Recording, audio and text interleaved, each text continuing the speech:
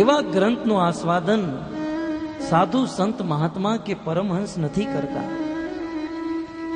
અતઃ તદવાગ વિસર્કો જનતાગ વિપ્લવો, સમસ્ત પાપોને મુક્ત કરવા વાળી,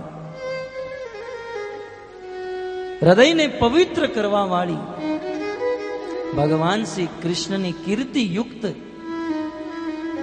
તમે શ્રીમદ ભાગવતમની રચના કરો. વેદવ્યાસજી, આજે તમારા હૃદયમાં સંતુષ્ટતા નથી, તમારા હૃદયમાં ગ્લાનિ છે, દુઃખ છે. જાણો છો એનું કારણ શું છે? તમે શિવ પુરાણની રચના કરી, દેવી પુરાણની રચના કરી, અનેકો પુરાણો રચ્યા છે અને અલગ અલગ પુરાણોમાં અલગ અલગ દેવતાઓની મહિમા બતાવી.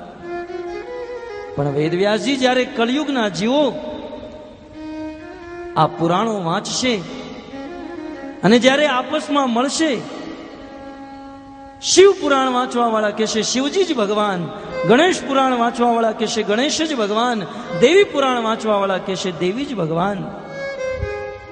વેદવ્યાસજી, તમારા ગ્રંથો વાંચીને કળિયુગના જીવો ઝઘડો કરશે અને એ કળિયુગના જીવોનો ઝઘડોનો ફળ, એ કળિયુગના જીવોના ઝઘડાનું ફળ વેદવ્યાસજી તમારા મસ્તક ઉપર આવ્યું છે. અત હજી તમારી પાસે સમય છે, તમે તમારી ભૂલને સુધારી શકો એમ છો. કળિયુગના જીવોને ઝઘડાથી મુક્ત કરવા માટે, અશાંતિથી મુક્ત કરવા માટે તમારા જીવનમાં તમે એક ગ્રંથની રચના કરો અને એ ગ્રંથ સમસ્ત વેદ ઉપનિષદ શાસ્ત્રનો સાર રૂપે ભગવાન શ્રી કૃષ્ણની વિશુદ્ધ લીલા રચિત ગ્રંથરાજ શ્રીમદ ભાગવતમની રચના કરો. જ્યાં સુધી ભાગવતની રચના નહીં કરો ત્યાં સુધી તમે પણ સંતુષ્ટ અને સુખી નહીં થઈ શકો, કળિયુગના જીવોને પણ સંતુષ્ટ અને સુખી નહીં કરી શકો. અત ભાગવતની રચના કરો. વેદવ્યાસજી, હું શું કહું, બીજું તો તમને શું કહું? તમે મારું જ ઉદાહરણ લઈ લો. હું નારદ, મારો પ્રથમ જન્મ બ્રહ્માજીના ખોળામાંથી થયો. જન્મતાની સાથે જ મારા પિતા બ્રહ્માજીએ મને આજ્ઞા આપી કે બ્રહ્મચારી બનો, ક્ષમા કરો, ગ્રહસ્થ બનો. પિતાજીની આજ્ઞા ઠુકરાવી બ્રહ્માજી ક્રોધિત થયા, મને શ્રાપ દીધો. વેદવ્યાસજી, નારદ મુનિ પોતાની કથા સંભળાવી રહ્યા. પિતા બ્રહ્માજીના શ્રાપથી મારો બીજો જન્મ ઉપબરહણ નામનો દેવતા થયો, દેવ યોનિને પ્રાપ્ત થયો. અને એ દેવ શરીરને પ્રાપ્ત એક દિવસની વાત, બ્રહ્માજીના પવિત્ર પુષ્કર ક્ષેત્રમાં જઈ મેં અપ્સરા ઉપર ગલત દ્રષ્ટિ નાખી. બ્રહ્માજીનો અપરાધ કરવાથી બ્રહ્માજીએ મને શ્રાપ દીધો કે શુદ્ર જેવું કાર્ય કર્યું છે, હું તને શ્રાપ આપું છું, તું શુદ્ર બની જા. વેદવ્યાસજી, મારો ત્રીજો જન્મ શુદ્રના ઘરે, પિતાનું નામ દ્રુમિલ ગોપ અને માતાનું નામ કલાવતી. વેદવ્યાસજી, જન્મતાની સાથે જ મારા પિતાની મૃત્યુ થઈ ગઈ. નારદજીનો ઇતિહાસ. અને માં કલાવતી અમારા ગામમાં લોકોના ઘરે જઈ ભોજન પકાવી, વાસણ ધોઈ, કપડાં ધોઈ, જે મહેનત મજૂરી કરતી અને એનાથી અમારું જીવન ચાલતું હતું. એક દિવસનો સમય, ચતુર્માસનો સમય આવ્યો. અમારા ગામમાં અનેક ઋષિ મુનિ મહાત્મા સંત પધાર્યા અને એમની સેવા કરવાનો અવસર મારી માને પ્રાપ્ત થયો. મારી માતા આખો દિવસ એ ઋષિ મુનિઓ માટે ભોજન બનાવતી હતી, એમની સેવા કરતી હતી. અને એ સમયે હું ઋષિ મુનિઓની વચ્ચે બેઠતો હતો અને એમના મુખેથી ભગવાન શ્રી કૃષ્ણની કથા સાંભળતો હતો. નારદજી, વેદવ્યાસજી માત્ર એ ઋષિ મુનિઓના મુખેથી ભગવત કથા સાંભળી ઉચ્ચિષ્ટ લેપાન અનુમોદિતો દ્વિજે, અને એ બ્રાહ્મણોના મુખેથી જૂઠન પ્રસાદ ખાઈ, ઉચ્ચિષ્ટ ખાય, ભગવાન શ્રી કૃષ્ણની કથા સાંભળી અને ભક્તોના મુખેથી એનું ઉચ્ચિષ્ટ ખાઈ આજે શુદ્ર શરીરને ત્યાગી મને નારદનું શરીર પ્રાપ્ત થયું. આજે હું નારદ બન્યો છું એની પાછળ એકમાત્ર ભગવાન શ્રી કૃષ્ણની પવિત્ર કીર્તિનું ગાન મેં સાંભળ્યું છે. અને ભગવત કથા સાંભળવાથી આજે મને એવું શરીર પ્રાપ્ત થયું છે, મનની ગતિથી હું જ્યાં ચાહું ત્યાં જઈ શકું એમ છું. અને કોઈ પણ પ્રકારના ડીઝલ કે પેટ્રોલની જરૂર નથી. જ્યાં ચાહું ત્યાં જઈ શકું છું. વેદવ્યાસ થવું હોય અને સંસારના લોકોને સુખી કરવા હોય, ભાગવતની રચના કરો અને તમારી ભૂલને સુધારી લો. આટલું કઈ ગુરુદેવ પાછા ફેર્યા છે. સુદ ગોસ્વામી પ્રશ્ન પૂછે છે કે નારદજી જ્યારે ઉપદેશ આપીને વયા ગયા પછી વેદવ્યાસજીએ શું કર્યું? ત્યારે સુદ ગોસ્વામી કહે છે, નિર્ગતે નારદ સુત ભગવાન બાદરાયણ. જ્યારે નારદજી ચાલ્યા ગયા ત્યારે ભગવાન બાદરાયણ વેદવ્યાસજી, જેનું એક નામ બાદરાયણ છે. બાદરાયણ નામનો અર્થ બદ્રીનાથ નામક ધામમાં રહેવાને કારણે વેદવ્યાસજીનું નામ બાદરાયણી થયું. અથવા બદર વૃક્ષની નીચે, બોરના વૃક્ષની નીચે એમનો આશ્રમ હતો માટે એમનું નામ બાદરાયણ હતું. અથવા આ નામ વેદવ્યાસજીની તપસ્યાનું દ્યોતક છે. માત્ર બોર ખાઈ એમણે અનેકો વેદ શાસ્ત્રોની રચના કરી, અત વેદવ્યાસજીનું નામ બાદરાયણ થયું. આવા વેદવ્યાસજી સમ્યાપ્યાસ પ્રાસ ઇતિ પ્રોક્ત ઋષિણામ સત્રવર્ધન. બદ્રીનાથ નામક ધામમાં સમ્યાપ્રાસ નામનો આશ્રમ અને વેદવ્યાસજીએ સમસ્ત શિષ્યોને પોતાના કામકાજમાં મોકલી દીધા, એકાંત સ્થાપિત કર્યું છે. અંજલિમાં જળ લઈ આચમન કર્યું, બહુ સુંદર આસન ઉપર બેઠા છે. ભક્તિ યોગેન મનસી, ભક્તિ યોગ દ્વારા વેદવ્યાસજીએ પોતાના મનને વશમાં કર્યું છે. સમ્યક પ્રણીહિતે મલે, સમસ્ત પ્રકારના મલથી આજે મુક્ત થયા છે. મનમાં પ્રશ્ન થઈ શકે, વેદવ્યાસજીના મનમાં મલ, અપવિત્રતા ક્યારે પણ ન હોઈ શકે. ભક્તો, વેદવ્યાસજીના મનમાં મલ શું છે?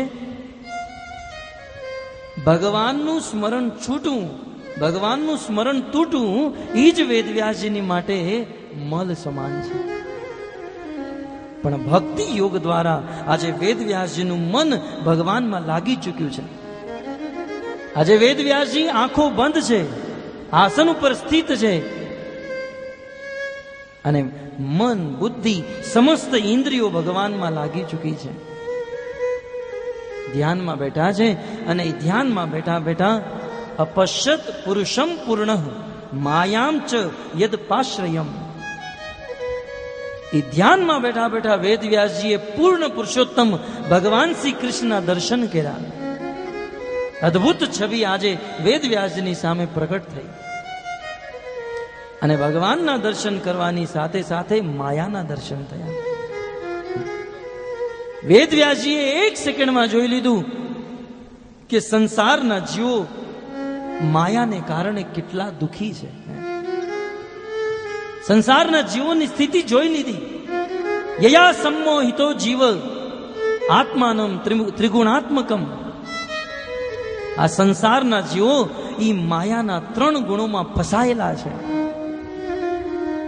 અને સંસારના લોકોને ઈ માયા કબુ સ્વર્ગ ઉઠાય, કબુ નર્ક ડુબાય, રાજદંડ યેન યેન નદીત છુબાય. આ સંસારમાં આપણને દુઃખ આપવા વાળું કોઈ તત્વ હોય તો એ છે માયા. ચૈતન્ય મહાપ્રભુ સનાતન ગોસ્વામીને દ્રષ્ટાંત આપતા કહે છે કે સનાતન, આ માયા જગતમાં રહેવા વાળા જીવને કેવી રીતે દુઃખી કરે? જેમ પૂર્વે રાજા મહારાજાઓ અપરાધીને દંડ આપતા એવી રીતે. પેલા જ્યારે કોઈ આપણા રાજ્યમાં કોઈ ચોરી કરતું યા કોઈ અપરાધ કરતું તો રાજા મહારાજા એમને દંડ આપતા. સિપાહીઓ ઈ અપરાધીને નૌકામાં બેસાડી નદીની વચ્ચોવચ લઈ જતા અને નદીની વચ્ચે એમના વાળ પકડી નદીમાં ડુબાડવામાં આવતા. એ અપરાધી તડપવા મળતો, બંને હાથ છટપટાવે, પગ છટપટાવે, બહાર નીકાળો, મરી જઈશ, મરી જઈશ. જ્યારે એની અંતિમ શ્વાસ વધતી, છેલ્લા શ્વાસે એને જળમાંથી બહાર નીકળવામાં આવતા. થોડી વાર માટે શ્વાસ લેતા સુખનો અનુભવ થતો, પણ બીજી ક્ષણે ફરીથી નદીમાં ડુબાડવામાં આવતો. એમ વારંવાર અપરાધીને એ નદીની વચ્ચોવચ ડુબાડવામાં આવતો. એવી જ રીતે ભક્તો, આ સંસારની માયા આપણને વારંવાર નિરંતર દુઃખ આપી રહી છે, નિરંતર દુઃખમાં ફસાયેલા છે. ભગવાન શ્રી કૃષ્ણએ કીધું છે, દુઃખાલયમ અશાશ્વતમ. જેમ સમુદ્રમાં માત્ર જળ જ જોવા મળે છે, પાણી સિવાય બીજું કાંઈ નથી હોતું, એમાં સંસાર દુઃખથી ભરેલો સાગર છે. આ સંસારમાં રહીને કોઈ એમ કહે કે હું દુઃખી છું, તો એ કોઈ આશ્ચર્યમય વાત નથી. બરોબર છે, કારણ કે સમુદ્રની વચ્ચોવચ ઉભો ઉભો કોઈ વ્યક્તિ કહે કે હું પાણીમાં ઉભો છું, તો બરાબર, સમુદ્રની વચ્ચે તો પાણી જ હોય ને, બીજું શું હોય. એમ દુઃખાલય જગતમાં રહેતા રહેતા કોઈ એમ કહે કે હું દુઃખી છું, તો એ બરોબર છે. પણ જો એમ કે આઈ એમ હેપી, મજામાં, હું ખુશ છું, તો એમ આપણને લાગે કે કાંઈક ગડબડ છે આનામાં. કારણ કે બનાવવા વાળાએ જે સંસાર દુઃખાલય બનાવ્યો અને બનાવીને આ સંસાર ઉપર બોર્ડ મારી દીધું, દુઃખાલયમ. છતાં જો આપણે એમ કહેતા હોઈએ કે આ સંસાર સુખાલય છે, તો કંઈક આપણી ભ્રાંતિ છે, ગલત ધારણા છે. પણ સંસારમાં અમુક લોકો આ દુઃખાલય જગતને પણ સુખ માની બેઠા છે. રજોધિકા કર્મો પરા દુઃખે છે સુખ માનીને. જે દુઃખને પણ સુખ સમજી બેઠા છે, એનો ક્યારે પણ ઉદ્ધાર નહીં થઈ શકે, ક્યારેય ઉદ્ધાર નહીં થઈ શકે. અત સૌ પ્રથમ માયાને સમજવી પડશે, દુઃખોને સમજવા પડશે. વેદ વ્યાસજી આજે દુઃખોને જોઈ રહ્યા છે. વારંવાર માયા સંસારના લોકોને તડપાવી તડપાવીને મારી રહી છે, રાત દિવસ દુઃખ આપી રહી છે. અને આ દુઃખથી જ્યારે કોઈ વ્યક્તિ દુઃખી થાય, આત્મહત્યા કરવાની પોઝિશનને પ્રાપ્ત કરે, ત્યારે માયા દ્વારા થોડુંક સુખ મળી જાય અને આપણને એમ લાગે કે હવે આ સુખ મળશે, અને એ સુખની ખોજમાં રાત દિવસ પરિશ્રમ કરે. વેદ વ્યાસજીએ સંસારના જીવોને દુઃખી કરવા વાળી માયાના દર્શન કર્યા. સમાધિમાં સ્થિત છે, પૂર્ણ પુરુષોત્તમ ભગવાનના દર્શન, માયાના દર્શન. અને વેદ વ્યાસજીએ સમાધિમાં બેઠા બેઠા એ પણ જોઈ લીધું કે સંસારના જીવોને માયાથી મુક્ત કરવા માટે, નિત્ય સુખી બનાવવા માટે, અનર્થ ઉપશમમ સાક્ષાત ભક્તિ યોગમ અધોક્ષજ. આ સંસારનો જીવ જ્યાં સુધી કૃષ્ણની ભક્તિ નહીં કરે, ત્યાં સુધી માયાથી મુક્ત નહીં થઈ શકે અને નિત્ય સુખ પ્રાપ્ત નહીં કરી શકે. આ વેદ વ્યાસજી મનમાં, ધ્યાનમાં સ્મરણ કરી રહ્યા છે. અત લોકસ્ય જાનતો વિદ્વાન ચક્રે સાત્વત સંગીતા. આ સંસારના જીવોને ભક્તિ આપવા માટે, કારણ કે ભક્તિ વગર આત્યંતિક સુખ પ્રાપ્ત નહીં થાય. અને ભક્તો, ભક્તિનો અર્થ શું છે? શ્રવણમ કીર્તનમ, ભગવાનની કથા સાંભળવી, ભગવાનની કીર્તિનું ગાન કરવું, આ છે ભક્તિ. વેદવ્યાસજી ધ્યાનમાં બેઠા છે અને સ્મરણ કરી રહ્યા છે, સંસારના લોકોને ભક્તિ વગર છુટકારો નથી, અને ભક્તિ કરવા માટે ભગવત કથાનું શ્રવણ કરવું પડશે. અને ભગવત કથાનું શ્રવણ કરાવવા માટે, ભગવાનની કીર્તિ ગૌરાવવા માટે વેદ વ્યાસજીએ એમના જીવનની અંતિમ રચના, આ ગ્રંથ પછી વેદવ્યાસજીએ કોઈ ગ્રંથની રચના ન કરી. વેદવ્યાસજીના જીવનનો અંતિમ ગ્રંથ લોકસ્ય જાનતો વિદ્વાન ચક્રે સાત્વત સંગીતામ. લોકસ્ય આ જગતના લોકોનો ઉદ્ધાર કરવા માટે, સુખી કરવા માટે, આ જન્મમાં પણ અને મૃત્યુ પછી ભગવાનનું ધામ પ્રદાન કરવા માટે વેદવ્યાસજીએ અદ્ભુત ગ્રંથની રચના કરી અને એ ગ્રંથનું નામ પ્રદાન કર્યું ગ્રંથરાજ શ્રીમદ ભાગવતમ મહાપુરાણ. બોલે શ્રીમદ ભાગવતમ મહાપુરાણ કી. અદ્ભુત ગ્રંથ, જે ગ્રંથમાં 12 સ્કંદ છે, લગભગ 375 અધ્યાય છે, 1270 ઉવાચ, 18,000 શ્લોક અને 5,76,000 શબ્દ. અને ભક્તો, આ બધું વેદવ્યાસજી સમાધિમાં બોલ્યા છે. આ ભાગવત શું છે? વેદવ્યાસજીની સમાધિની ભાષા.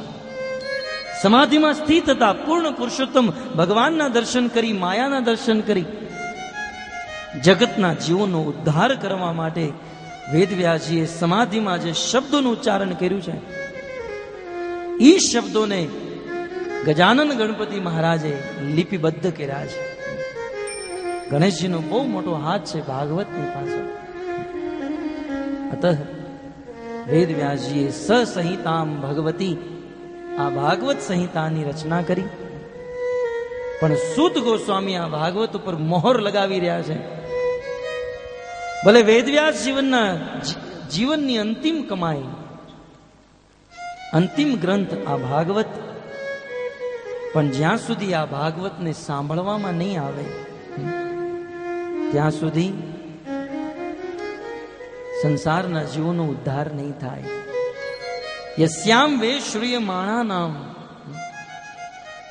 આ ભાગવતને સાંભળવાથી કૃષ્ણે પરમ પુરુષે, પરમ પુરુષ ભગવાન શ્રી કૃષ્ણ પ્રત્યે પ્રેમ ઉત્પન્ન થઈ જશે. અને આ ભાગવતનું અધ્યયન કરવાથી ભક્તિર ઉત્પદ્યતે પુંસામ, હૃદયમાં ભગવાન પ્રત્યે ભક્તિ, શ્રદ્ધા, રતિ, ભાવ અને પ્રેમ પ્રકટ થશે. અને એટલું જ નહીં, શોક મોહ ભયાપહા, જગતના સમસ્ત શોક, સમસ્ત મોહ, માયા, મમતા અને ભયથી મુક્ત થઈ જશું. અતઃ ભાગવત સમસ્ત વેદ પુરાણ ઉપનિષદોનો સાર છે. ભાગવતની રચના થઈ ચૂકી છે અને ભાગવતના પ્રારંભમાં જ વેદવ્યાસજીએ મંગલાચરણમાં જ કહી દીધું, નિગમ કલ્પ તરોર ગલિતમ ફલમ. આ ભાગવત સમસ્ત વેદ પુરાણોનું પાકેલું ફળ છે. નિગમ, આગમ, નિગમ સમસ્ત વેદો. સાક્ષાત વેદવ્યાસજી આ ભાગવત 18મું પુરાણ, અને 18મું પુરાણ લખ્યા બાદ વેદવ્યાસજી કહે છે, કિમ શ્રુતે બહુર્ભી શાસ્ત્રે પુરાણેશ ભ્રમાવહે.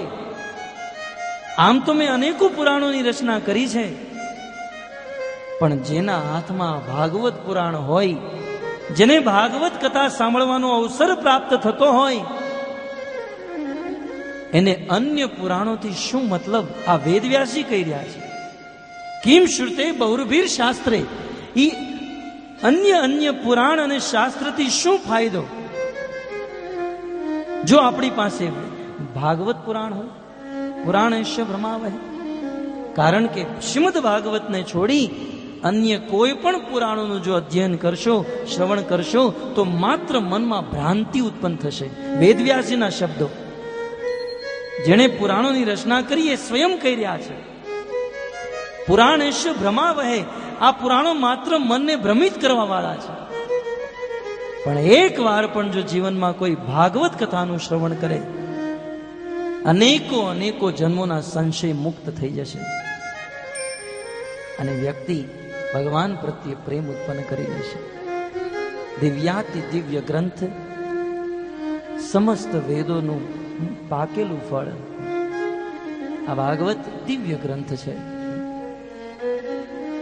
અને ભક્તો, ફળ તો તમે જાણો છો, ગમે એટલું મોટું વૃક્ષ હોય, ગમે એટલી સુંદર ડાળી હોય, પાંદડું હોય, પણ એ વૃક્ષનો સાર છે ફળ. એમ આ વેદો વૃક્ષોના મૂળ સમાન છે. અન્ય શ્રુતિ અને શાસ્ત્ર એ વૃક્ષના પાંદડા અને ડાળી સમાન છે.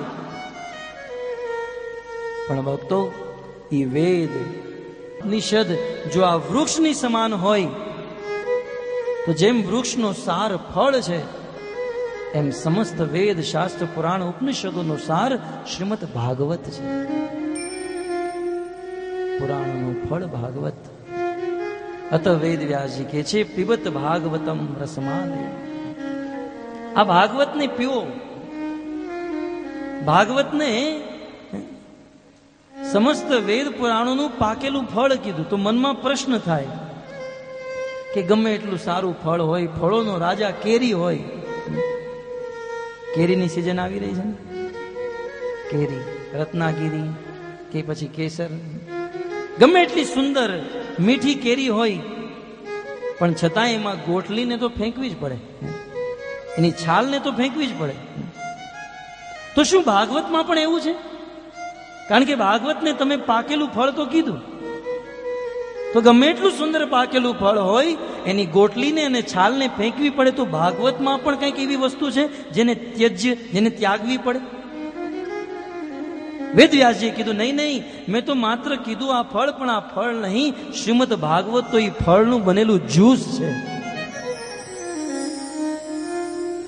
પીબતમ ભાગવતમ, અર્થાત આ ભાગવતને ખાવાનું નથી, પીવાનું છે. હવે કેરીનું બનાવેલું કોઈ જ્યુસ આપ્યું હોય, કોઈ મહેનત લાગે? બસ માત્ર એને પીવાનું. એમાં શ્રીમદ ભાગવતને ખાવાની જરૂર નથી, પીવાની જરૂર છે. પીતે રહો. બહુ સુંદર ઉપમા આપી છે. સંસારના અન્ય જેટલા પણ સાધનો છે, ભગવાનની પ્રાપ્તિ કરવા માટે અમુક લોકો તપસ્યા કરે, અમુક લોકો દાન કરે, અમુક ધ્યાન કરે, પણ અન્ય જેટલા પણ સાધનો છે એ ભોજન સમાન છે. અને ભગવાનની પ્રાપ્તિ કરવા માટે ભાગવત એ જ્યુસ સમાન છે. હવે ભોજનમાં અને જ્યુસમાં શું ફરક?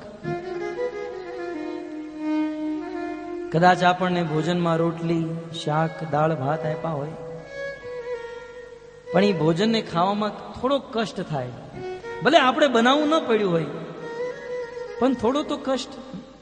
અમારા ગુરુ મહારાજ બહુ સુંદર કથા કે એકવાર એક બ્રાહ્મણ હતા, એમની પત્નીએ એમની માટે ભોજન તૈયાર કર્યું. બ્રાહ્મણ ઘરે આવ્યા, પત્ની ભોજન પરોસે છે, અને ભોજનને પરોસી એક હાથથી એમના પતિના મોઢામાં કોળીઓ મૂકે છે ને બીજા હાથથી પંખો. પણ થોડી વાર પછી જોયું, ભોજન કરતા કરતા બ્રાહ્મણ દેવતાને પસીનો છૂટવા મળ્યો.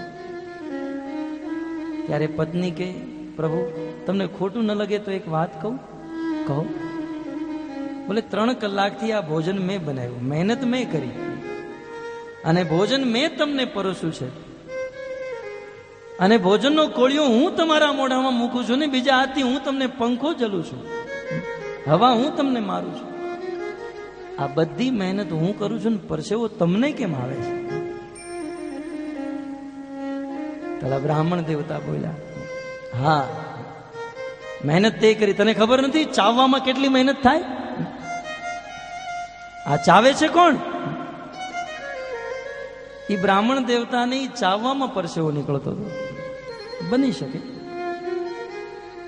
મુલાયમ તબિયત ના હોય, એમને ચાવતા ચાવતા પણ પરસેવો આવી શકે. પણ ભક્તો, અન્ય સાધનો ભોજન સમાન, જેમાં બહુ કષ્ટ છે, પણ ભાગવત જે છે એ તો જ્યુસ છે, માત્ર પીવાનું. તમે વિચાર કરો, ભગવાનની પ્રાપ્તિ કરવા માટે કોઈ તપસ્યા કરતું હોય, તપસ્યામાં કેટલો કષ્ટ છે. તપસ્યા એટલે શાસ્ત્રમાં વર્ણન છે. અમુક લોકો તપસ્યા કરે આ ગરમીની ઋતુમાં, પંચાંગની તાપે, 5 પ્રકારની અગ્નિ, એક અગ્નિ પેટમાં, અનેકો દિવસોથી ભૂખ્યા હોય, અને જ્યારે આપણને ભૂખ લાગે ત્યારે પેટમાં અગ્નિ પ્રકટ થાય. એક પેટની અગ્નિ, એક સૂર્યની અગ્નિ, અને સૂર્યને કારણે ભૂમિ તપ્ત છે, ભૂમિની અગ્નિ. અને સાથે સાથે એની આજુબાજુમાં અગ્નિ પ્રકટ કરે. એમ 5 પ્રકારની અગ્નિમાં ઉભા હોય, અનેકો મહિના સુધી. કરી શકે આવું કાર્ય કોઈ? જો ને અત્યારે અગ્નિ નથી છતાંય બધા આમ કરે,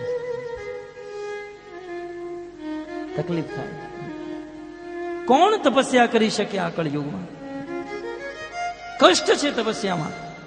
અમુક લોકો ભગવાનની પ્રાપ્તિ કરવા માટે દાન કરે, અમે દાન કરશું, પણ 10 રૂપિયા જો ખીચામાંથી કાઢવા હોય ને, વ્યક્તિ 100 વખત વિચાર કરે, આપું કે નો આપું, આપું નો આપું. અને પછી છેલ્લે શું નિર્ણય લે? જે ફાટેલી નોટ હોય એ ગલ્લામાં નાખે. આજે 10 રૂપિયા પણ દાન કરવા હોય તો કેટલો કષ્ટ, કેટલો વિચાર. કહેવાનું તાત્પર્ય એ છે કે અન્ય સાધનોમાં કષ્ટ છે, પણ વેદ વ્યાસજી કે છે આ ભાગવત પીબત ભાગવતમ, આ ભાગવતને સાંભળવામાં કોઈ કષ્ટ નથી. કોઈ અહીંયાથી ભાગવત બોલવામાં આવી રહ્યું છે, તમે બધા સાંભળી રહ્યા છો, કોઈ કષ્ટ લાગે છે?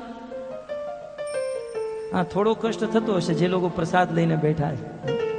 નિદ્રા દેવી સતાવી રહી હશે.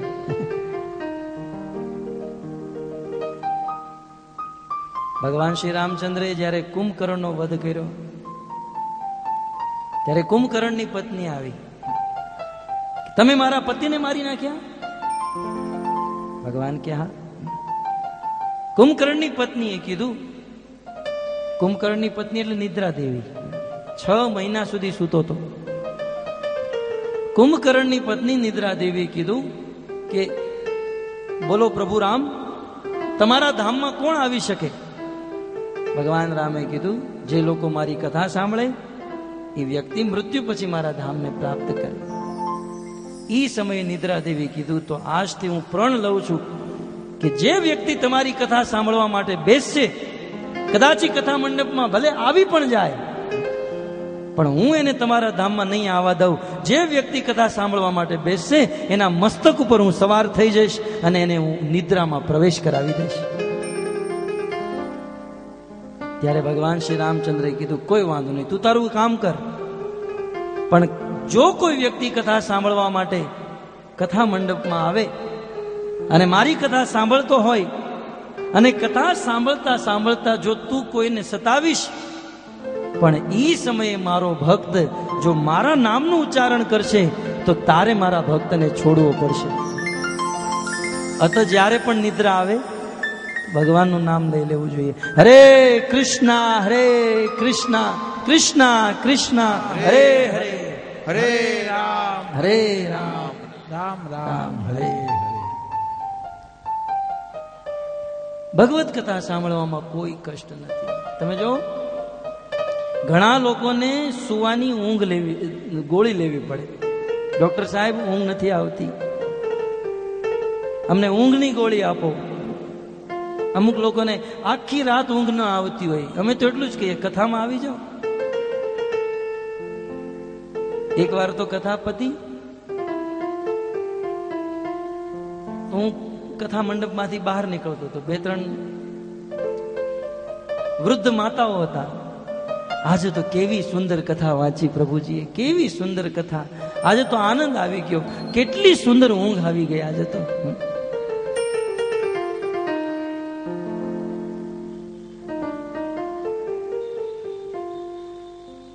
અન્ય ચિંતા સતાવતી હોય, નિદ્રા ન આવતી હોય, પણ કથા સાંભળવાથી નિદ્રા.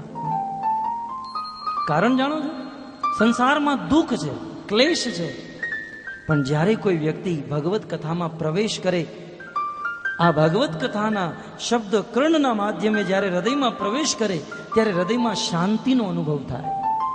શ્રી રૂપ ગોસ્વામી ભક્તિ સામૃત સિંધુમાં કહે છે, જ્યારે કોઈ વ્યક્તિ ભક્તિ પ્રારંભ કરે, ભક્તો આ ભાગવત સાંભળવું એક ભક્તિ છે.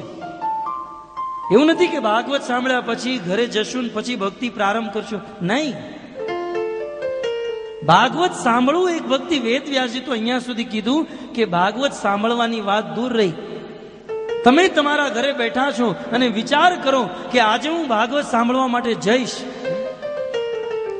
બસ મનમાં જ્યારથી આ વિચાર આવી જાય કે હું ભાગવત સાંભળવા માટે જઈશ, હજી ગયા નથી, ભાગવત કથા શરૂ થવાની હજી વાર છે, હજી દૂર છે, પણ આટલો વિચાર આવી જવા માત્રથી કે હું ભાગવત સાંભળીશ, વેદવ્યાસજી કે છે ભગવાન શ્રી કૃષ્ણ ઈ ભક્તના હૃદયમાં કેદ થઈ જશે, પ્રકટ થઈ જશે.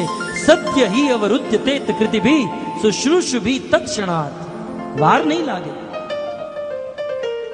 ઈ જ ક્ષણે ઈ જ સમયે ભગવાન ઈ ભક્તના હૃદયમાં પ્રકટ થઈ જશે. જે વ્યક્તિ ભગવત કથા સાંભળવાની ઈચ્છા કરે,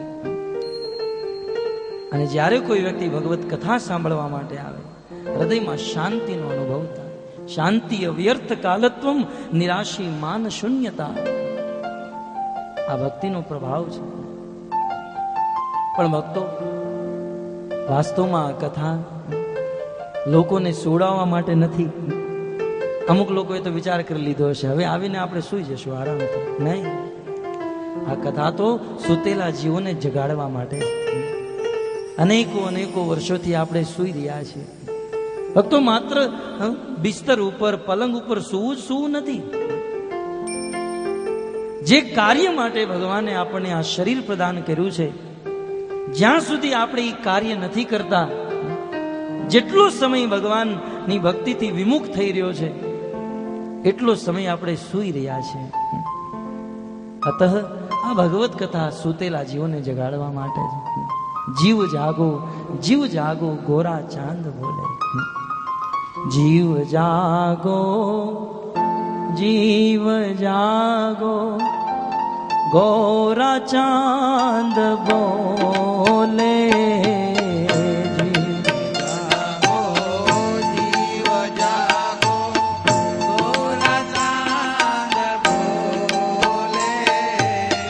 કત નિદ્રા જાવો માયા પિશાચીર કોલે. કત નિદ્રા જાઓ રે માયા પિશાચીર કોલે. ભક્ત ભાગીરથ ઠાકુર ભક્તિ વિનોદ ચૈતન્ય મહાપ્રભુની ભાષામાં કહે છે કે હે જીવ જાગો, તમે જેટલો સમય સૂઈ રહ્યા છો એમ ન સમજો કે તમે આનંદ કરી રહ્યા છો, સુખ ભોગવી રહ્યા છો. ક્યાં સુધી માયા રૂપી ચુડેલના ખોળામાં તમે સૂશો? માયા રૂપી રાક્ષસીના ખોળામાંથી ઊભા થાઓ અને ઊભા થઈ જે કાર્ય કરવા માટે આ જીવન મળ્યું છે એ કાર્યને પ્રારંભ કરો. અતઃ ભગવત કથા જીવોને જગાડવા માટે છે. અને ભક્તો, ધ્યાન રાખવું જોઈએ, આ ભગવત કથા સાંભળતા સાંભળતા જેટલા લોકો સૂતા છે એ બધાની દુર્ગતિ થઈ છે, બધાની. પછી રામાયણની સતી હોય કે પછી ભાગવતની પાર્વતી હોય, જેટલા લોકો સૂતા છે. કારણ કે ગોસ્વામીજીએ પણ કહી દીધું, એક બાર ત્રેતાયુગ માહી સંગ સતી જગ જનની ભવાની. જેના હૃદયમાં ભગવત કથા સાંભળવાની ઈચ્છા હોય, અરે એ તો સતી સમાન છે, એ તો પરમ પવિત્ર નારી. પણ એ સતીને રામ કથા સાંભળતા સાંભળતા ઊંઘ આવી ગઈ, નિદ્રા આવી ગઈ. ગોસ્વામીજીએ સંબોધન બદલી નાખ્યું, બોલે આ સતી નહીં, આ તો દક્ષ કુમારી, આ તો દક્ષની પુત્રી. નિદ્રાથી મુક્ત થવું જોઈએ. આ નિદ્રાથી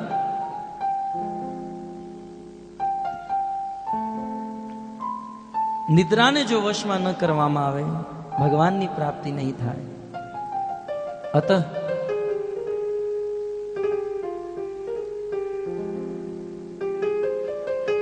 નિદ્રાને વશ કરી ભગવત કથાનું શ્રવણ કરવું. વેદવ્યાસજીએ ભાગવતની રચના કરી છે અને આ ભાગવતની રચનામાં વેદવ્યાસજીએ અદ્ભુત કથા, આ ભાગવતના પ્રત્યેક શ્લોકમાં, પ્રત્યેક પદમાં, પ્રત્યેક શબ્દમાં ભગવાનની અનંત અનંત મહિમા ગાય છે. આવો વેદવ્યાસજી શ્રીમદ ભાગવત પ્રારંભ કરે છે. વિદ્વાનોનું માનવું છે, સંતોનું કહેવું છે કે જ્યાં મહાભારતનો અંત થાય ત્યાંથી શ્રીમદ ભાગવત પ્રારંભ થાય છે. મહાભારતનો અંત કહેવાય છે કે મહાભારતનું યુદ્ધ 18 દિવસ સુધી ચાલ્યું.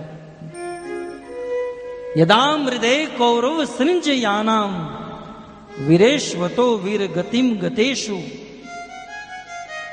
વ્રિકોદરા વિદ્વ ગદા વિમર્શ ભગ્નોરુ દંડે ધૃતરાષ્ટ્રપુત્રે. શ્રીમદ ભાગવતનું પ્રારંભ વેદ વ્યાસજી કથા લખતા બતાવે છે. 18 દિવસ સુધી યુદ્ધ ચાલ્યું અને 18 દિવસના યુદ્ધમાં અર્જુને પોતાના ગાંડીવના પરાક્રમથી ભગવાન શ્રી કૃષ્ણની કૃપાથી એ કુરુક્ષેત્રની ભૂમિમાં આવેલા રતિ અતિરતિ મહારથી એ દુરત્ય સૈન્ય સાગરમ 18 અક્ષોની સેનાને જેમ એક બાજ નાના નાના તેતરને ચૂથી નાખે એમ કૃષ્ણની કૃપાથી અર્જુને કુરુક્ષેત્રની ભૂમિમાં વિજય પ્રાપ્ત કર્યો. પણ ભક્તો,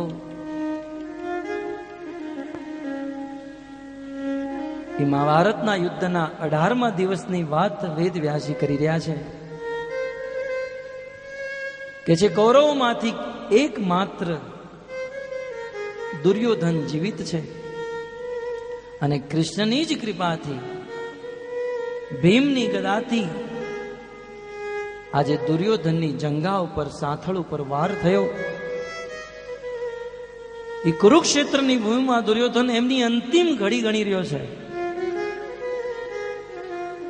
તડપી રહ્યો છે, અંધારી રાત છે અને બસ જીવનનો અંતિમ ક્ષણ આવી ગયો. પાંડવો એમની શિબિરમાં છે. પોતાના મિત્ર સ્વામી દુર્યોધનની ખબર લેવા માટે મહાભારતના 3 વીર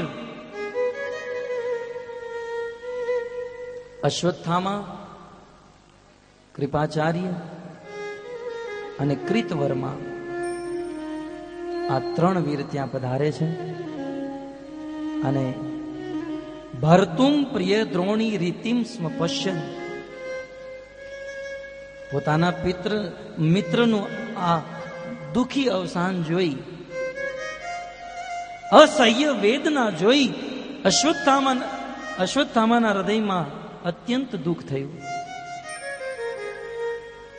બોલે, મારા મિત્રના જીવનમાં આટલું દુઃખ? ચલો, દુર્યોધન જીતે જીતો સુખી ન થયો, પણ એને મરતા મરતા હું સુખી કરી દઉં. ભર્તુમ પ્રિય, પોતાના ભર્તુ પોતાના સ્વામી મિત્રનું પ્રિય કરવા માટે એ જ સમયે અશ્વત્થામા ત્યાંથી નીકળ્યા છે. પાંડવોની શિબિરમાં ગયા અને પાંડવોની શિબિરમાં જઈ 5 પાંડવોના મસ્તક કાપી અશ્વત્થામા પાછા ફર્યા.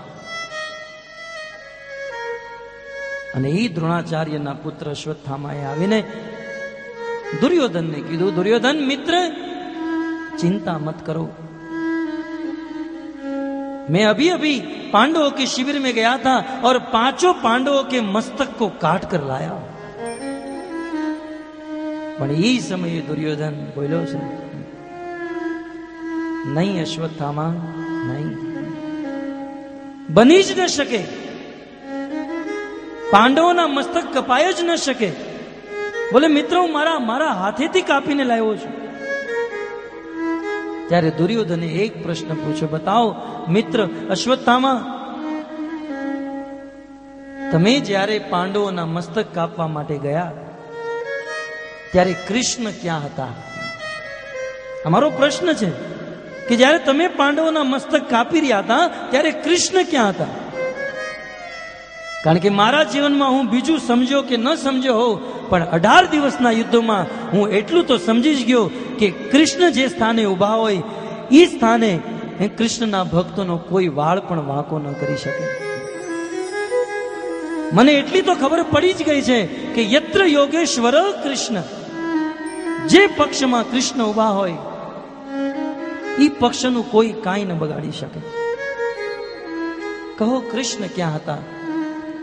મિત્ર મને ખબર હતી તમને મારી ઉપર વિશ્વાસ નહીં થાય, અત 5 પાંડવોના મસ્તક કાપીને લાવ્યો છું, એક ગુણીમાં ભરીને લાવેલા. ત્યારે દુર્યોધને કીધું, મારા હાથમાં ભીમનું મસ્તક મૂકો, કારણ કે ભીમનું મસ્તક હું ઓળખી જઈશ. ભીમનું મસ્તક વજ્ર કરતા પણ વધારે કઠોર હશે. ત્યારે અશ્વત્થામાએ દુર્યોધનના હાથમાં મસ્તક મૂક્યા, પણ એ મસ્તક હાથમાં આવતા પચ પચ પચ કરી 5 મસ્તક ફૂટી ગયા. અને ત્યારે દુર્યોધનને ખબર પડી કે આ પાંડવોના મસ્તક નહીં, આ તો પાંડવોના નાના નાના બાળકો, એ 5-5 વર્ષોના બાળકોના મસ્તક હતા. દુર્યોધનના હૃદયમાં દુઃખ થયું. એ જ સમયે દુર્યોધનનું મૃત્યુ થઈ ગયું. એક ઋષિમુનિ દ્વારા વરદાન, શ્રાપ, કે દુર્યોધન જીવનમાં હર્ષ અને શોક જ્યારે બંને સાથે થશે ત્યારે પ્રાણ છૂટશે. પાંડવોનું મસ્તક લઈને આવ્યો છું સાંભળતા દુર્યોધનને હર્ષ થયો, પણ પાંડવો નહીં, પાંડવોના પુત્રોનું મૃત્યુ થયું છે આ સાંભળી દુર્યોધનને શોક થયો. હર્ષ શોક સાથે થયો હોવાને કારણે દુર્યોધનના પ્રાણ છૂટી ગયા, મૃત્યુ થઈ ગયું. પણ ભક્તો, બીજે દિવસે સવારે જ્યારે દ્રૌપદી એમના પુત્રને જગાડવા માટે જાય, જ્યારે 5 પુત્રના મસ્તક ઉપરથી ચાદર હટાવે, ત્યારે દ્રૌપદી જોવે છે 5 પુત્રના મસ્તક કપાઈ ગયા છે. દ્રૌપદીના હૃદયમાં બહુ જ દુઃખ થયું. માતા શિશુનામ નિધનમ સુતાનામ નિશમ્ય ઘોરમ પરિતપ્યમાના. પોતાના પુત્રનું નિધન, મસ્તક કપાઈ ગયેલા જોઈ દ્રૌપદીના હૃદયમાં બહુ દુઃખ થયું, રડવા માંડી. દ્રૌપદીને રડવાની વાત અર્જુને સાંભળી. અર્જુન દોડતા દોડતા આવ્યા. દ્રૌપદી રડી રહી છે, 5 પુત્રના મસ્તક કપાયેલા છે. પત્નીને સાંત્વના આપતા ગાંડીવધારી અર્જુને પ્રતિજ્ઞા કરી, પ્રિય, તમે દુખી ન થાઓ. જે આતતાઈએ, જે વ્યક્તિએ તારા પુત્રને માર્યા છે, આજે સાંજે સંધ્યા સુધી જો હું તારા ચરણોમાં ન પાડી દઉં તો હું અર્જુન નહીં. અને એ અપરાધીને જો આજ સંધ્યા સુધી તારા ચરણોમાં બંદી બનાવીને ન લાવું તો હું અર્જુન પ્રતિજ્ઞા લઉં છું, આત્મહત્યા કરીને મરી જઈશ, પ્રાણ ત્યાગી દઈશ. કૃષ્ણને યાદ કર્યા, કૃષ્ણ રથ નીકાળો. અર્જુન અને કૃષ્ણ રથ લઈને નીકળે છે. અશ્વત્થામાને ખબર પડી, અશ્વત્થામા રથ ઉપર સવાર થઈ ત્યાંથી ભાગે છે. ભગવાન શ્રી કૃષ્ણ અશ્વત્થામાનો પીછો કરે. સુદ ગોસ્વામી વર્ણન કરે, રથના ઘોડા થાકી ગયા. અશ્વત્થામા રથ ઉપરથી ઉતરી અને દોડે છે. અર્જુન પણ રથથી ઉતરે છે. જ્યારે અશ્વત્થામા અર્જુનની વચ્ચે બહુ ઓછું અંતર રહ્યું, અશ્વત્થામા દોડતા દોડતા વિચાર કરી લીધો કે હવે મારી મોત નિકટ આવી ગઈ છે. એ સમયે મૃત્યુથી બચવા માટે અશ્વત્થામાએ બ્રહ્માસ્ત્રનો પ્રહાર કર્યો. અચાનક જેમ પ્રલય આવવાનો હોય એવો સમય પ્રકટ થઈ ગયો. અર્જુન સમજી ન શક્યા આ શું થયું. અર્જુન કૃષ્ણની શરણમાં ગયા. કૃષ્ણ કૃષ્ણ મહાબાહો ભક્તા નામ અભયંકર ત્વમ એકો દૈયમાના નામ અપવર્ગોસી સંસ્કૃતે. હે કૃષ્ણ મહાબાહો, આ શું થઈ રહ્યું છે? હું શું જોઈ રહ્યો છું? શું પ્રલય તો નથી થવાનો? બહુ સુંદર અનેક શ્લોકોમાં સ્તુતિ કરે. અંતે ભગવાન શ્રી કૃષ્ણ કહે છે, અર્જુન, અશ્વત્થામાએ બ્રહ્માસ્ત્રનો પ્રહાર કર્યો છે. અને દુઃખની વાત એ છે, અશ્વત્થામા બ્રહ્માસ્ત્રનો પ્રહાર કરવાનું જાણે છે, પણ એને પાછું ખેંચવાનું જ્ઞાન નથી. શું કરું પ્રભુ, તમે જ કહો. ભગવાન શ્રી કૃષ્ણના કહેવાથી અર્જુને પણ બ્રહ્માસ્ત્રનો પ્રહાર કર્યો અને બંને બ્રહ્માસ્ત્રને ખેંચી લીધા. પછી અર્જુને અશ્વત્થામાનો પીછો કર્યો પશુવત પાશ બંધમ. સુદ ગોસ્વામી કહે છે અર્જુન અશ્વત્થામાને એક પશુની જેમ બાંધી દે છે અને બાંધીને દ્રૌપદીના ચરણોમાં નાખી દે છે. પ્રિય, આ તારા પુત્રનો હત્યારો છે. પ્રિય, તમારા હાથથી આનું મસ્તક કાપી નાખો અને આના મસ્તક ઉપર પગ રાખી આપણા પુત્રની અંત્યેષ્ટિ ક્રિયા કરો. પણ ભક્તો, અદ્ભુત પ્રસંગ.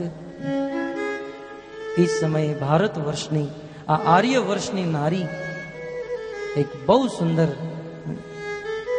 નિજ આચરણથી જગતના લોકોને ઉપદેશ આપે છે કે આ સંસારમાં યદિ કોઈ વ્યક્તિથી ગમે એવી ભૂલ થઈ ગઈ હોય, પણ એ વ્યક્તિને માફ કરી દેવું, ક્ષમા આપી દેવી, એ મનુષ્યનો સૌથી મોટો ગુણ છે. ઘણીવાર આપણા મનમાં પ્રશ્ન ઉત્પન્ન થાય કે ભગવાન શ્રી કૃષ્ણ દ્રૌપદીને આટલો બધો પ્રેમ શા માટે કરતા હતા? કૃષ્ણ દ્રૌપદીને એટલો પ્રેમ કરતા હતા, પોતાનું નામ દ્રૌપદીને આપી દીધું. કૃષ્ણ દ્રૌપદીને કૃષ્ણા કહીને પુકારતા હતા અને દ્રૌપદી જ્યારે જ્યારે કૃષ્ણને યાદ કરે તરત કૃષ્ણ પ્રકટ થઈ જાય. આનું કારણ શું? સુદ ગોસ્વામી કહે છે દ્રૌપદીમાં એક સૌથી મોટો ગુણ એ હતો બીજાને ક્ષમા આપવાનો. 5 પુત્રનો હત્યારો, પશુવત પાશ બંધમ, રસીના બંધનમાં છે. પણ એને જોતા દ્રૌપદી કહે છે પતિદેવ તમે જલ્દી આને ખોલો, આને મુક્ત કરો.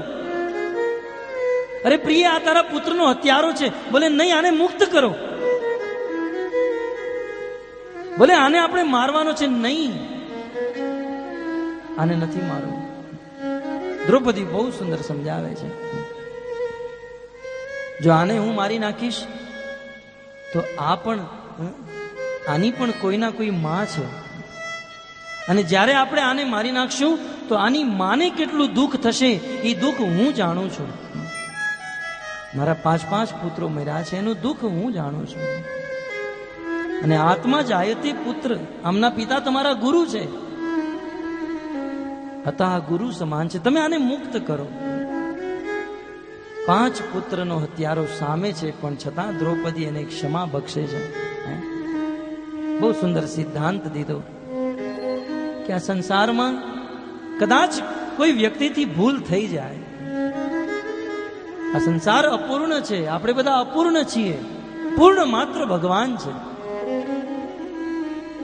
જો મોટા મોટા દેવતાઓથી પણ ભૂલ થતી હોય, અરે 33 કરોડ દેવી દેવતાઓના રાજા ઇન્દ્રથી જો ભૂલ થતી હોય, ભાગવતમાં સૌથી વધારે ભૂલ બતાવી છે તો ઇન્દ્રની. જો દેવતાઓથી ભૂલ થતી હોય તો શું મનુષ્યથી ભૂલ ન થાય? પણ મનુષ્યની ભૂલને ક્ષમા કરી દેવી, આ મનુષ્યનો સૌથી મોટો ગુણ છે. મહાભારતના પ્રસંગમાં યક્ષએ યુધિષ્ઠિરને 100 પ્રશ્ન પૂછ્યા. એમાંનો એક પ્રશ્ન એ હતો કે મનુષ્યમાં સૌથી મોટો ગુણ કયો? ત્યારે ધર્મરાજ યુધિષ્ઠિર ઉત્તર આપે કે અપરાધીને ક્ષમા કરી દેવી, આ સૌથી મોટો ગુણ છે. ક્ષમા બડન કો ચાહીએ, છોટન કો અપરાધ. આ જગતમાં ક્ષમા આપવા વાળો સૌથી મોટો છે. પછી 5 વર્ષનો બાળક પણ કેમ ન હોય? 50 વર્ષના વૃદ્ધ વ્યક્તિથી જો કોઈ અપરાધ થઈ ગયો હોય અને 5 વર્ષનો બાળક જો એને ક્ષમા કરી દેતો હોય તો સિદ્ધાંત અનુસાર એ 50 વર્ષના વ્યક્તિ કરતા 5 વર્ષનો બાળક મહાન છે, શ્રેષ્ઠ છે. કારણ ક્ષમા બડન કો ચાહીએ, ક્ષમા કરવા વાળો સદૈવ મહાન હોય છે. છોટન કો અપરાધ. અને આપણા ભગવાને આચરણ કરીને બતાવ્યું. સાક્ષાત ભગવાન શ્રી વિષ્ણુ એમના ધામમાં શયન કરી રહ્યા છે. ભૃગુ મુનિએ જઈ ભગવાન વિષ્ણુના ચરણમાં, વક્ષસ્થળમાં લાત મારી. હવે જે ભગવાન એક ઈશારો કરે, ત્રણેય લોકોનો પ્રલય થઈ જાય. બ્રહ્માંડોને પ્રલય કરવા વાળા ભગવાન, લક્ષ્મીપતિ, અનંત કોટી બ્રહ્માંડના અધિપતિ, સાક્ષાત ભગવાન વિષ્ણુના વક્ષસ્થળ, છાતી ઉપર લાત મારવી એટલે મોતને આમંત્રણ આપવું.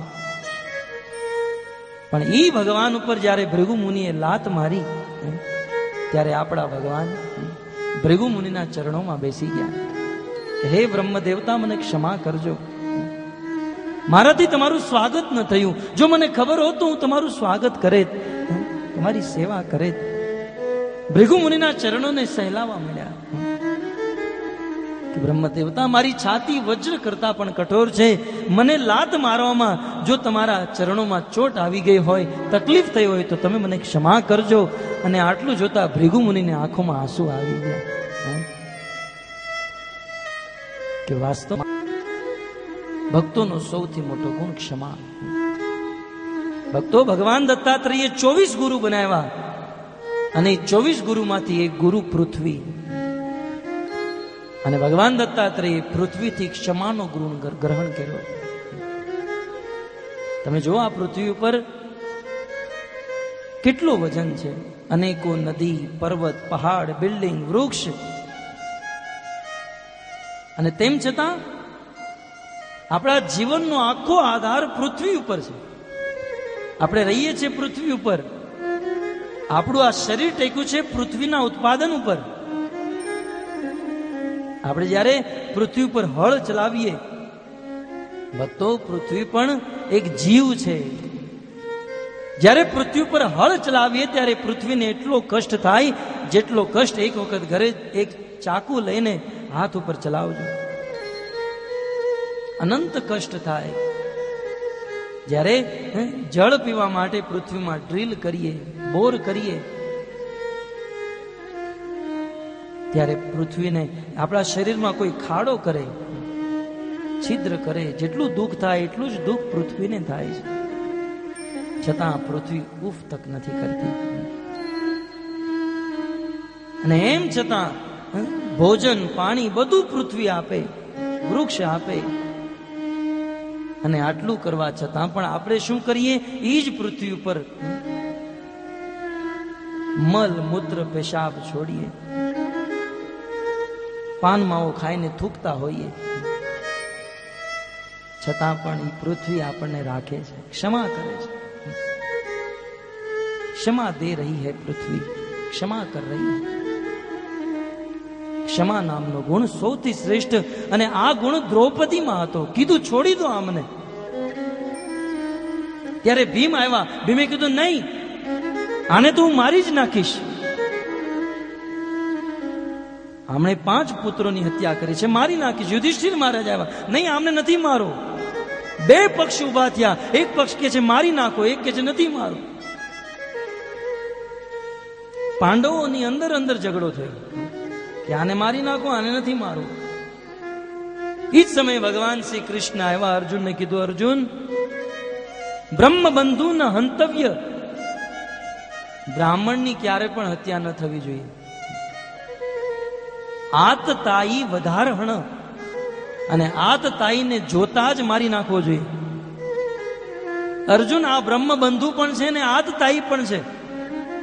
ફેંસલો તમારે કરવાનો છે. આ ફેંસલો અર્જુન ઉપર સોંપો. આપણને એમ થાય કૃષ્ણએ આ ગીતાનું જ્ઞાન અર્જુનને જ કેમ દીધું? પણ અર્જુન આખિર બુદ્ધિમાન હતા ને.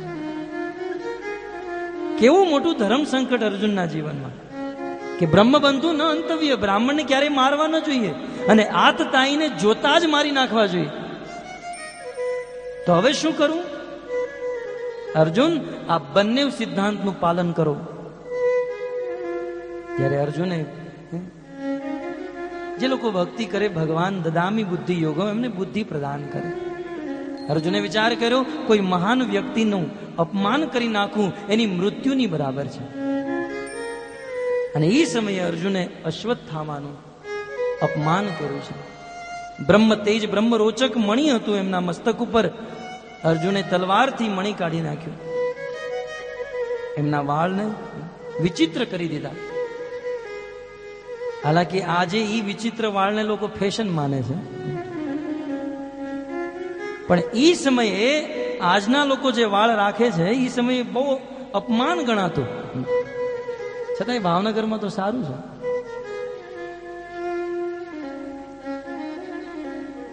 તો અશ્વત્થામાનું અપમાન કર્યું છે અને અશ્વત્થામાને છોડી દીધા છે. મુક્ત કર્યા છે. અને હવે વેદ વ્યાસજી અધ્યાય બદલે છે. ભક્તો, શ્રીમદ ભાગવતના પ્રથમ સ્કંદ અને અષ્ટમ અધ્યાયની કથા હવે આપણે પ્રારંભ કરીએ, જે આપણો મુખ્ય વિષય છે. આ શ્રીમદ ભાગવતના અષ્ટમ અધ્યાયમાં શ્રીપાદ સ્વામી લખે છે 3 વિષય વસ્તુનું વર્ણન. સૌ પ્રથમ અશ્વત્થામા દ્વારા બ્રહ્માસ્ત્ર ઉત્તરાના ગર્ભ પર છોડવામાં આવ્યું, જેની રક્ષા ભગવાન શ્રી કૃષ્ણએ કરી. બીજું, દેવી કુંતી દ્વારા અદ્ભુત સ્તુતિ. આગળ વર્ણન આવશે, ભગવાન શ્રી કૃષ્ણ હસ્તિનાપુર છોડી રથ ઉપર સવાર થઈ ચૂક્યા. બસ ઉદ્ધવજી અને સાત્યકીને આદેશ દેવાની વાર છે. પણ એ સમયે દેવી કુંતીએ અદ્ભુત સ્તુતિ કરી. ભક્તો, એ દ્વારકા જતા ભગવાનને દેવી કુંતીની સ્તુતિએ રોકી લીધા. એ અદ્ભુત સ્તુતિથી ભગવાનને પોતાના ઘરે બિરાજમાન કરી દીધા. દેવી કુંતીની સ્તુતિનું વર્ણન અને યુધિષ્ઠિર महाराज शोक नु वर्णन श्रीमद् भागवत के प्रथम स्कंद का अष्टम अध्याय प्रारंभ करें. उनके पहले छोटी सी अनाउंसमेंट. हमारे बीच में बहुत वरिष्ठ एवं महानुभाव भक्त आए हैं, उनका स्वागत करेंगे. तत्पश्चात भागवत का दूसरा सत्र हम प्रारंभ करेंगे. हरे कृष्णा कृष्णा कृष्णा हरे हरे, हरे राम राम राम. हरे कृष्णा कृष्णा कृष्णा हरे हरे, हरे राम राम राम हरे हरे. धन्यवाद. भागवत प्रेम ज्ञान यज्ञ में उत्तरे उपस्थित समस्त धर्म प्रेमी वैष्णव एवं वैष्णवियों ने हृदय थी इस्कॉन संस्थाना भक्तो वती आभार व्यक्त करीए छीए. प्रभुजी बहुत सुंदर रीते भागवतना आ पवित्र प्रसंगों ने प्रेम थी वर्णन करे छे.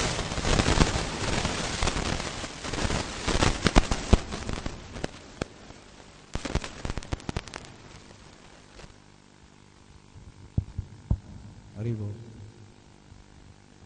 हरिबोल. जेमा घणी शिक्षा पण छे अने साथे साथे प्रेम नो संदेश पण छे. द्रौपदी एक महिला, एक स्त्री होवा छता हृदय में केटली क्षमा, दया, करुणा भरी छे एनु प्रत्यक्ष उदाहरण छे. के एमना 5 पुत्रों नो वध करवा वाला अश्वत्थामा ने पण ई क्षमा करे छे. तो आम देशनी आ आर्य रमणी अमर छे इतिहास में. भारतवर्षनी स्त्रीओ एटली महान छे के जेनी चर्चा बैरागी वैष्णवो ऋषि मुनिओ पण करे छे. अने प्रभुजीए कीधुं के हवे प्रसंग प्रारंभ थशे. कुंती महाराणी ई पण एक महिला छे, पण जेमनी स्तुति वंदना कृष्ण स्वरूप तत्व ऐश्वर्य भागवत में प्रथम स्थाने छे. तो आवा मधुर अने प्रेरणादायक प्रसंगो ने आपणे श्रवण करी रह्या छीए त्यारे आपणी आ कथा ने अति शोभावित करे छे एमनी उपस्थितिथी एवा अतिथि विशेष महानुभावों ने हूँ व्यास मंच पर प्रभुजीना वरद हस्ते अमारा हरे कृष्ण मंदिर थी कईक आभार स्वागत विधि करवा मागू छू. तो जेमनु हूँ नाम लઉં ई स्टेज पर पधारे अने पोताना दर्शन थी श्रोताओं ने लाभान्वित करे अने प्रभुजीना हाथे थी फूल माला ग्रहण करे. हमारे भगवान दादा गुजराती पधारे स्टेज पर अने नानू भाई गाबाणी बोचड़ावाळा, नानू दादा ओधा भाई वडवावाळा, काळू भाई ईश्वरिया. वैष्णव ने निवेदन करूं के पधारो अने अमारा आ कथा प्रेम यज्ञ में उत्साहवर्धन करो. नानू दादा पधारो, ओधा भाई वडवावाळा, काळू भाई ईश्वरिया, कांति भाई RM आंगड़िया કાંતિભાઈ